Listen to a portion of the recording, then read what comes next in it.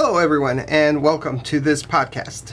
In this podcast we're going to talk about a few different things. I want to talk first about the difference between bacteria, archaea, and eukaryotes. I then want to start to spend a little time talking about how we study these. And one way we're going to learn about is using microscopes. There's different kinds of microscopes, and I'm going to review some of these and how they're used and in which circumstances you might use certain kinds of microscopes. And then I'll close with talking about model organisms. What makes a good model organism for cell biology? But let's begin with our first topic here of bacteria, archaea, and eukaryotes. In some classes you might be taught that bacteria and archaea belong in a group called prokaryotes. While this classification isn't incorrect, because they are talking about two primitive single-cell organisms, we are trying to steer away from using that term, because by lumping them into each other, it implies they are more closely related to each other than to eukaryotes, and that assertion would be wrong. If we were to draw an evolutionary tree like such, and we would put eukaryotes here, and we would put archaea here, and we would have bacteria here. The mistake by lumping these two together into a larger group called prokaryotes, as I said before, it implies they are more similar to each other than to eukaryotes. However, much of what we know about archaea tells us that they are more similar to eukaryotes than they are to bacteria. So it's more appropriate to give them their own category. And so that's what we're going to do. The textbook may not, in all cases. They may still use the term prokaryote, but we're going to be more progressive here, and we're going to treat them as separate entities. Much of what we talk about when we talk about bacteria or archaea, and when your book refers to prokaryotes, it's often they're talking about bacteria. Sometimes archaea gets the short end of the stick when it comes to some of the early investigations, and so a lot of what we talk about in these kinds of classes are related to bacteria or eukaryotes. I'm going to erase this real quick, and what I want to do is make a short table and just talk about some of the fundamental differences between these three groups. So I'm going to draw in bacteria, archaea, and then eukaryotes. We can think about the size of them. Both bacteria and archaea are about the same size. I should probably spell archaea correctly. Okay, back to the size here. They're both groups are between 1 and 5 micrometers. Eukaryotes, there's quite a bit of variation here, but we're going to put 10 to 100 micrometers. In general, think of these as being very small and eukaryotes as being quite a bit larger. Having a nucleus or other organelles, bacteria will say no, archaea no, eukaryotes yes. Now, as you move forward with your education, you're going to learn that, and we'll talk more than likely about some examples here this semester, but bacteria and archaea, though they don't have organelles, we have discovered some organelle-like structures. They're not fully membrane-bound organelles, and they don't function the same way as we think of a classical eukaryotic organelle, but they do have a little bit more organization in some instances than we had previously thought. If you think about the cytoskeleton, and I'm just going to put CS for cytoskeleton, there was that one time when we might have steered away from saying bacteria and archaea have a cytoskeleton. And still to this day, we don't say they have the cytoskeleton, but we do say they have actin and tubulin like proteins. They don't assemble quite the same way as we see in eukaryotes into the cytoskeleton that you've most likely heard about, and we'll talk in great detail about this semester, but they have some kind of primitive structures there. Whereas in eukaryotes, we have actin and microtubules.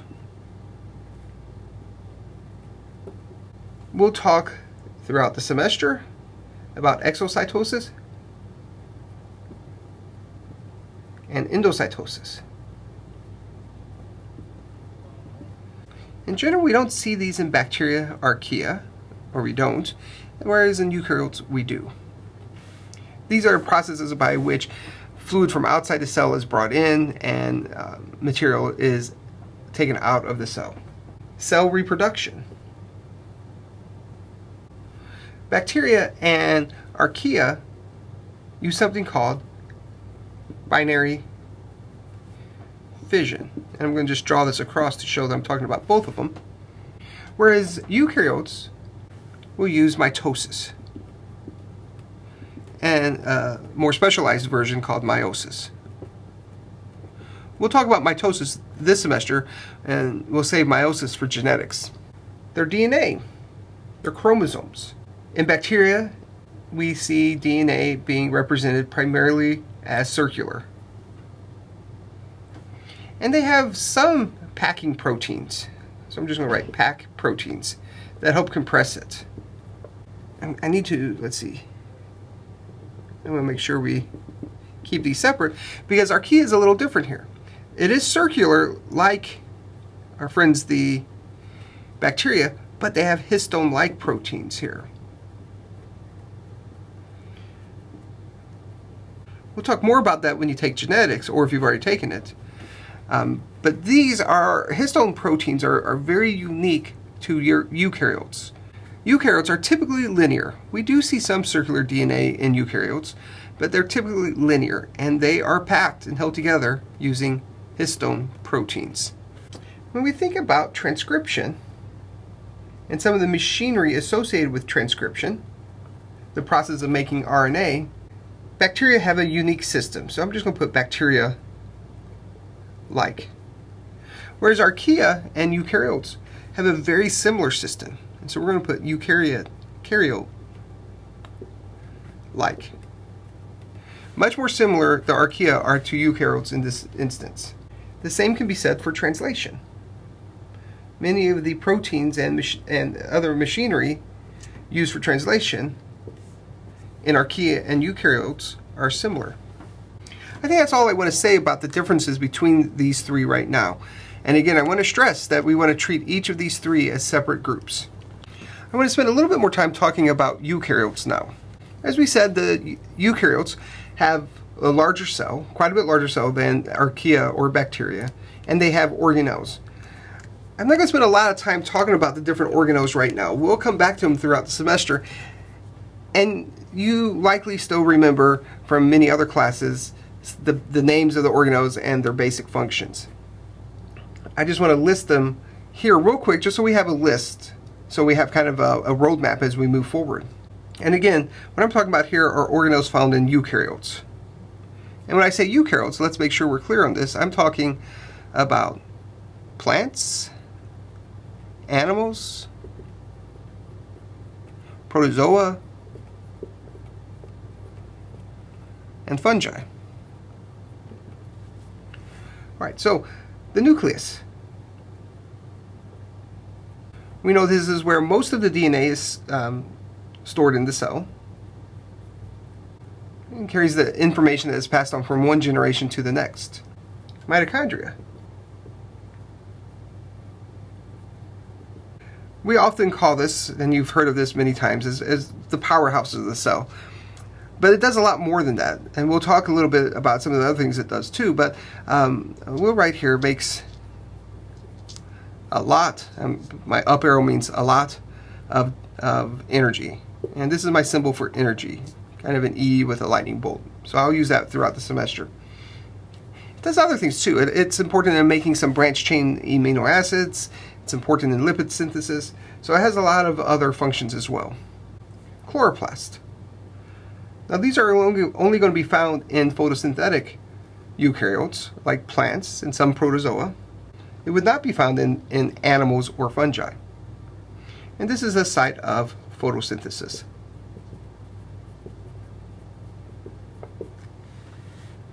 We also have the ER, and it can be smooth or it can be rough. And we'll talk a little bit more about the ER when we talk about exocytosis later in the semester. The Golgi apparatus, this is involved in secretion and moving proteins within the cell. For other organelles, lysosomes, they have a major role in digestion, cellular digestion. We have the peroxisome, an often underappreciated organelle, one of my favorites. It plays a role in a few things, but I'll just write here, peroxide metabolism.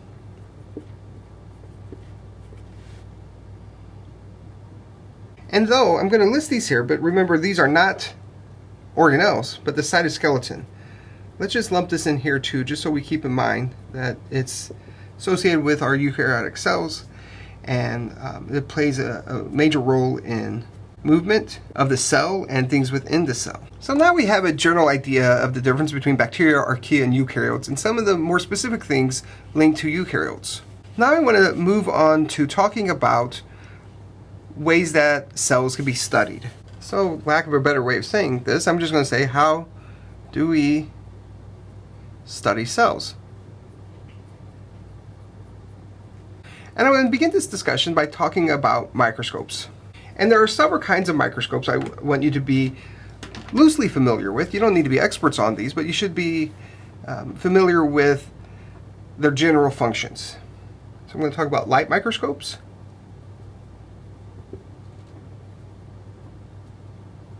fluorescent light microscopes,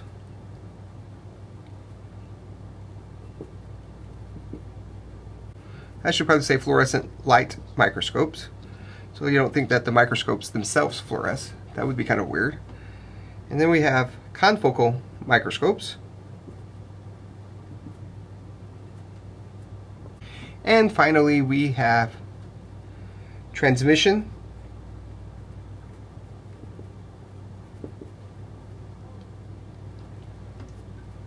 electron microscopes, which we'll also just call TEM. And then finally we have scanning electron microscopes.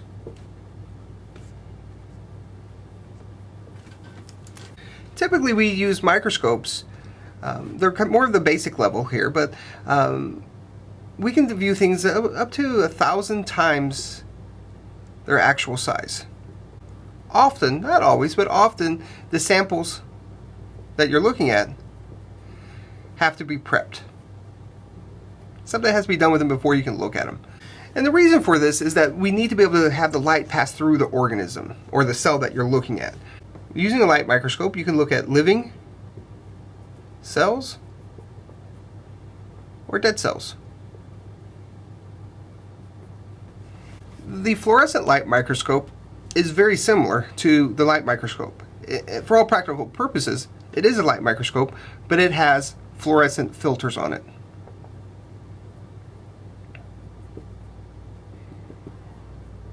Which means we can pass fluorescent light through them, and at certain wavelengths it will detect different levels of fluorescence. Some common ones might be green fluorescence, red fluorescence, blue fluorescence, yellow is seen.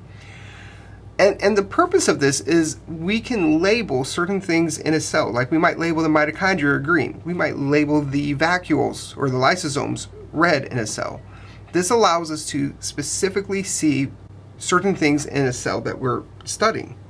The light microscope doesn't do a very good job at discerning if you're looking at a mitochondria or a vacuole. But if we can tag them with a fluorescent protein, then we can now see these more specific structures inside of a cell.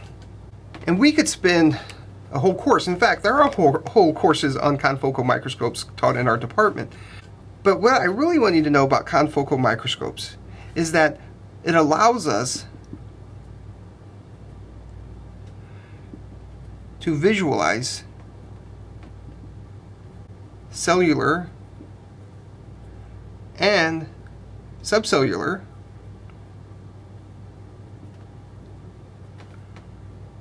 structures with more precision. You get much more clear images using a confocal microscope as opposed to using a fluorescent microscope. I didn't mention it, but the fluorescent light microscopes, of course, can look at live or dead cells. And the same is true of confocal. We can look at live or dead cells. You can also, in fact, almost always when you use confocal microscopy, you would fluorescently label your samples to specifically look at certain structures. Transmission and scanning electron microscopes, again, we could spend whole courses talking about this, and just like the confocal microscopes, we have courses for transmission and scanning electron microscopy. What I want you to know about transmission electron microscopes is that it doesn't use a light source like we see in light or fluorescent microscopy. What it uses is a beam of electrons. This allows a higher degree of resolution. So we have a resolution to the point where we can see things at the 1 nanometer resolution. Because of the way the cells are prepped for TEM, you can only look at cells that are dead. They were alive before you prepped them, but as we section them, this is what they have. They die in the process. This allows us, using a transmission electron microscope, to look at sections through a cell.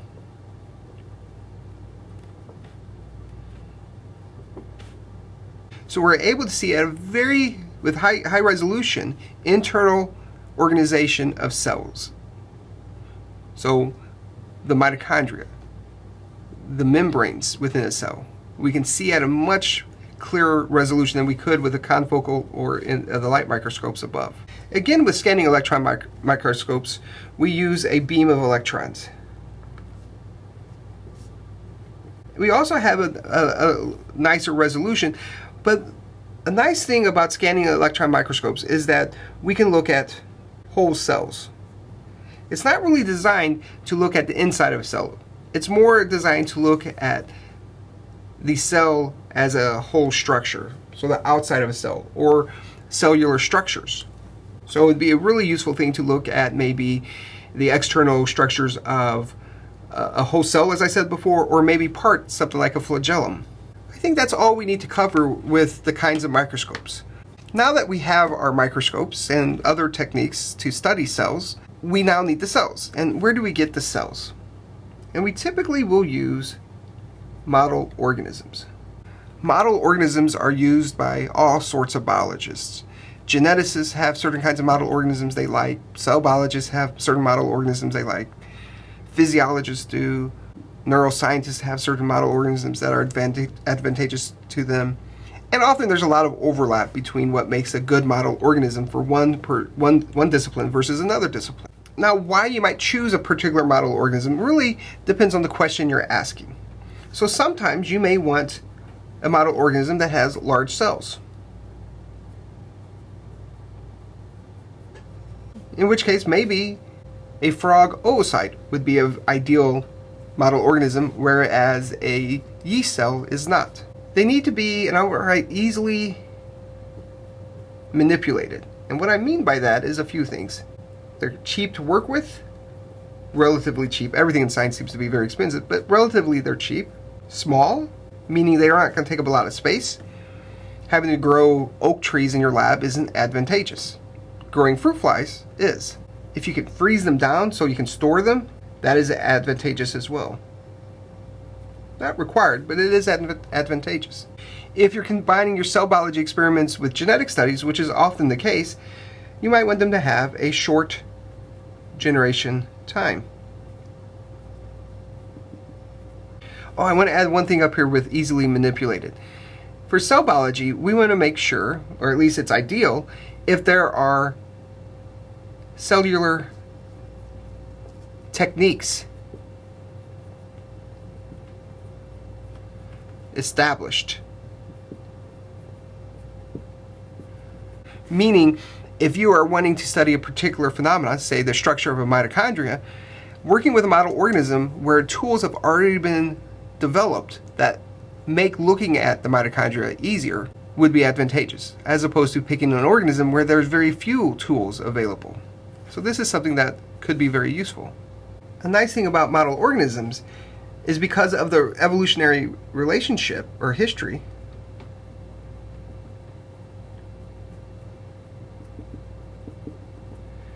what we learn about E. coli or yeast or fruit flies is related to organisms that are more diverged, like humans. It's useful, even if you're not doing genetic studies, is if it has a sequenced genome and an annotated genome.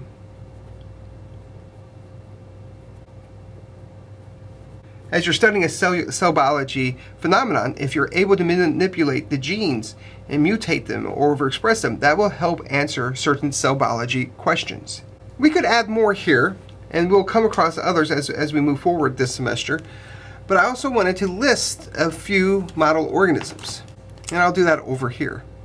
The fruit fly, Drosophila melanogaster, is a very good model organism, both for geneticists and cell biologists. E. coli, and these are in no particular order. E. coli is very useful. Now, if you need a large cell, it might not be the best. Again, it depends upon the question you're asking.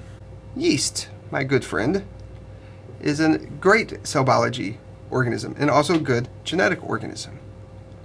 Something like slime mold, like Dictyostelium.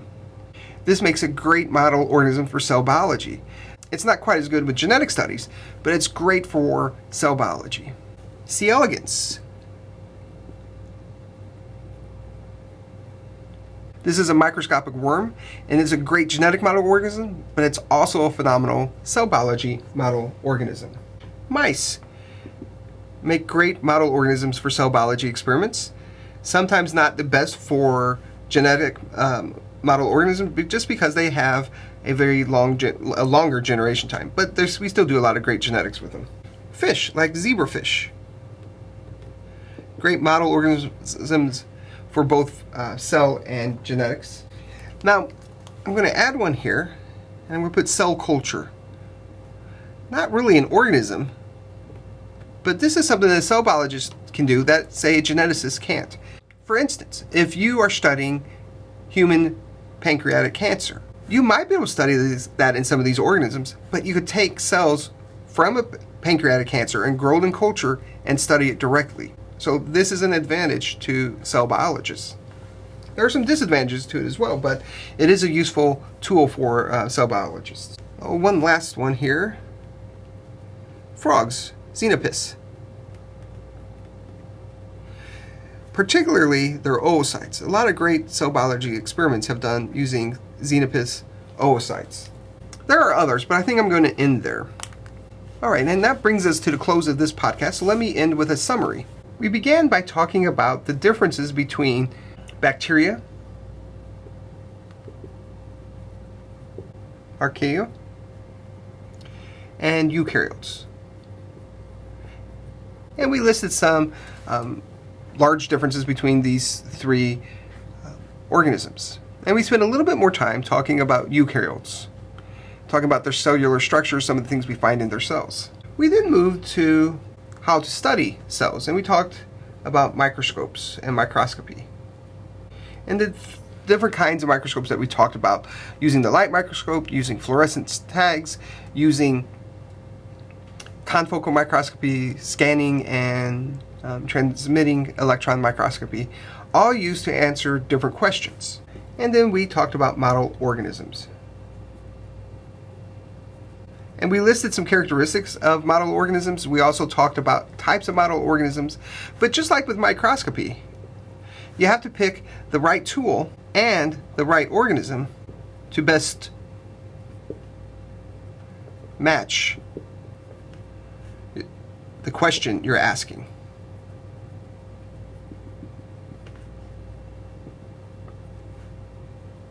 All right, that's all I have for this podcast. If you have any questions at all, please make sure you contact me, and I'll do my best to answer any questions you have.